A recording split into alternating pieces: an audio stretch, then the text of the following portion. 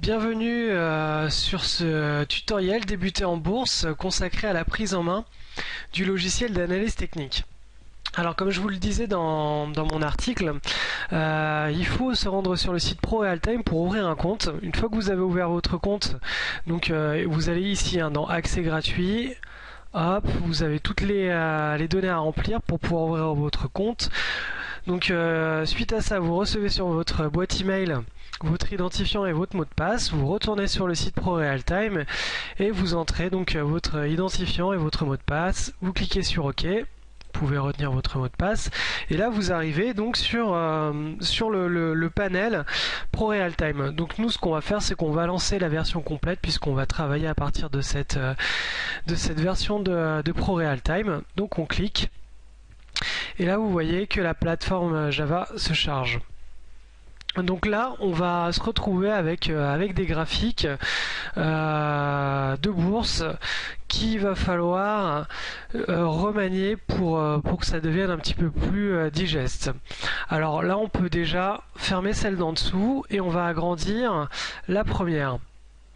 Donc, on va commencer par expliquer un petit peu ce qu'on a en face de nous. Pour ceux qui ne connaissent pas vraiment la bourse, chaque petite chandelle représente ici une séance de bourse. Donc vous avez des chandelles de différentes couleurs.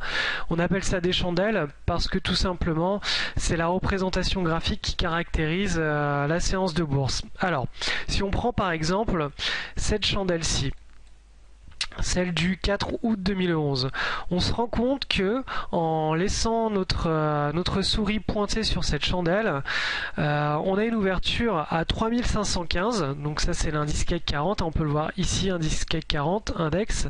On a une ouverture qui s'effectue à 3515, une clôture à 3320. Donc vous voyez l'ouverture s'est faite ici, la clôture ici, et toute la couleur de cette chandelle représente la distance entre l'ouverture et la clôture. Vous voyez ici sur cette chandelle qu'on a une toute petite mèche, ça signifie que pendant la journée, les opérateurs sont allés chercher un petit peu plus bas, donc ils ont vendu du CAC 40 jusqu'au plus bas, là on peut regarder sur notre fenêtre, plus bas 3315, donc ils sont allés chercher un petit peu plus bas pour venir clôturer sur les 3320. Donc voilà typiquement à quoi ressemble une séance de bourse. On a un niveau d'ouverture, c'est l'ouverture à 9h des marchés. Un niveau de clôture, c'est la clôture à 17h30 des marchés. Et pendant la séance, entre l'ouverture et la clôture, on peut avoir des niveaux qui sont dépassés. Par exemple, si on regarde la séance qui s'est effectuée le 5 août, on se rend compte qu'on a une longue mèche. Donc cette longue mèche, elle correspond au plus haut de la journée qui a été enregistrée exactement à 3389. Alors que la clôture s'est effectuée à, vous regardez, clôture 3278. Donc là, on peut dire qu'on a eu une grande mèche, donc des opérateurs qui ont poussé pendant cette journée-ci assez haut avant de revenir clôturer sur les 3000, autour des 3280 points. Donc voilà, typiquement à quoi ressemble une séance de bourse. Donc chaque chandelle représente une séance de bourse et on a 5 séances de bourse par semaine puisque le samedi et le dimanche, les bourses sont fermées. Donc voilà, là déjà vous savez à quoi ressemble une séance de bourse. Vous voyez des successions de séances de bourse qui vont nous permettre de déterminer des tendances. Alors là par défaut ProRealTime nous trace des traits dans tous les sens. Ce qu'on va faire, c'est que en haut à gauche on va retirer ces traits. Vous voyez, quand j'appuie il se trace. Quand on réappuie, qu'on désélectionne donc cet outil, on n'a plus rien, on a un graphique complètement dépouillé et épuré. Donc voilà, ça c'est nos données historiques sur notre graphique qui va nous permettre d'analyser des tendances ou non sur le marché. Et de pouvoir ensuite établir des scénarios et des anticipations pour déterminer des tendances, des mouvements plus ou moins importants, des anticipations de krach boursier ou de marché haussier. C'est à partir de ces graphiques qu'on va pouvoir être en mesure de déterminer tout ça, toutes nos anticipations. Alors en dessous de ce graphique, on a les volumes. les volumes, ils représentent le nombre journalier. Donc vous voyez que à chaque chandelle, on a une barre de volume associée. Et donc ça, ces volumes, c'est le nombre de titres échangés pendant la séance. Donc on a des séances avec plus de volume, comme ici ça a été le cas le 16 septembre, puisqu'on a eu une séance de baisse, puisque l'ouverture s'est faite au-dessus de la clôture, on regarde ici. Donc on a une chandelle qui est rouge avec des volumes qui sont rouges. On voit que cette journée-ci, les volumes ont été supérieurs à la journée précédente. Ça veut dire qu'il y a eu plus de titres échangés que au cours de la séance précédente. Ça signifie tout simplement que on a eu certainement une news de marché ou des données fondamentales qui ont permis aux opérateurs de dégager un consensus plus important, donc d'échanger plus de titres. Les séances qui s'en suivent, donc on regarde par exemple le 19 septembre 2011 et le 20 septembre 2011, les volumes ont été beaucoup moins importants, donc on a eu des séances qui ont été moins suivies par les opérateurs et qui ont été assujetties à beaucoup moins de volume. Donc voilà, à partir de ce graphique des cours de bourse et des volumes, on va pouvoir ensuite ajouter des indicateurs techniques. Alors les indicateurs techniques, c'est des indicateurs qui sont calculés à partir de formules mathématiques.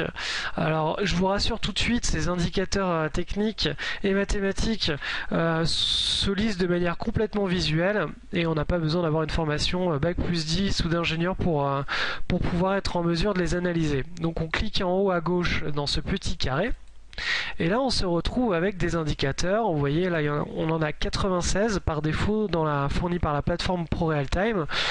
Moi ce que j'utilise pour faire des analyses techniques de manière journalière et que vous allez pouvoir suivre sur la chaîne e-devenir trader de YouTube, c'est le CCI. Alors où est-ce qu'il est? CC, on va le trouver, Commodity Channel Index. C'est le CCI, donc voilà, je le sélectionne et je fais ajouter. Donc il arrive en dessous. C'est un indicateur qui est borné, qui évolue en ce qu'on appelle une zone de surachat et une zone de survente. Donc la survente, c'est lorsque les cours de bourse sont a priori survendus, que la réaction elle est excessive par rapport à l'évolution des cours de bourse habituels. Donc quand on se retrouve dans une zone de survente, comme c'est le cas, l'indicateur se colore en vert et ça nous indique que effectivement on a des opérateurs qui sont trop orientés à la baisse, qui sont en train d'être dans une optique trop excessive par rapport à la logique des cours habituels. Donc ça peut représenter une opportunité d'achat éventuelle. De manière symétrique, lorsque les cours arrivent en zone de surachat, l'indicateur se colore en rouge et cela signifie qu'on arrive dans une zone où les opérateurs ont surréagi et sont orientés beaucoup trop à l'achat et que les cours devraient ensuite corriger. Donc on apprendra à utiliser cet indicateur. Il y a des moments pendant des phases psychologiques où cet indicateur est très pertinent et d'autres des moments psychologiques où les tendances sont très fortes et où cet indicateur est beaucoup moins pertinent. Donc voilà, on a notre CCI, le Commodity Channel Index. On va rajouter un MACD qui va nous permettre, lui, par relief avec le CCI, d'interpréter des tendances fortes. Donc MACD, ajouter, et là on a notre MACD qui arrive en dessous en dessous notre CCI, donc sur notre graphique de cours, et qui correspond aux tendances. À l'indicateur de tendance de bourse, enfin de tendance sur les marchés boursiers. Donc cet indicateur, tout simplement, il va nous permettre d'étayer nos analyses techniques par la suite et d'établir des scénarios d'anticipation.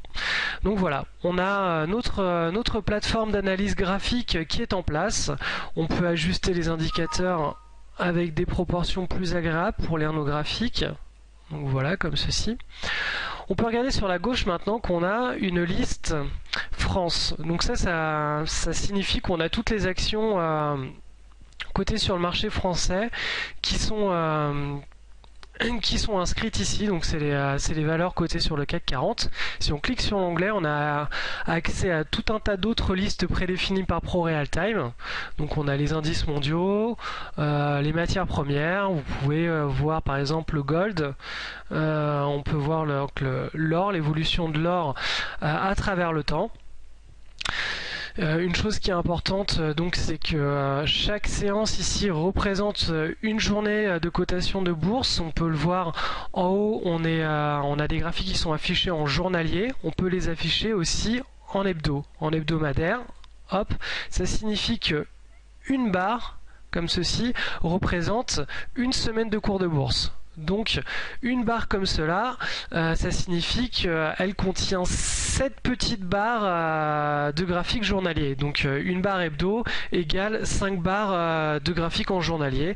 Ça nous permet donc de pouvoir avoir une vue à plus long terme, puisque vous voyez là en 2007 à 2012, on a tout notre graphique qui est contenu sur des données, des barres en hebdomadaire. Si on passe en journalier et qu'on réaffiche notre spread de temps entre 2007 et aujourd'hui, voilà, on se rend compte qu'on a beaucoup plus de barres. Hein. Hop, puisque 5 barres en journalier égale une barre en hebdomadaire. Donc voilà, c'est important de savoir dissocier la différence entre un graphique en journalier et un graphique en hebdomadaire, et que on peut accéder à des unités de temps qui sont diverses, et que en fonction de notre horizon de temps et d'investissement, on choisira le journalier, l'hebdomadaire ou même voir le mensuel pour les investisseurs qui sont positionnés à très très long terme. Donc voilà, on a fait à peu près le tour de la plateforme du logiciel d'analyse technique. Donc c'est à partir de là qu'on va commencer à apprendre la bourse et puis éventuellement le trading.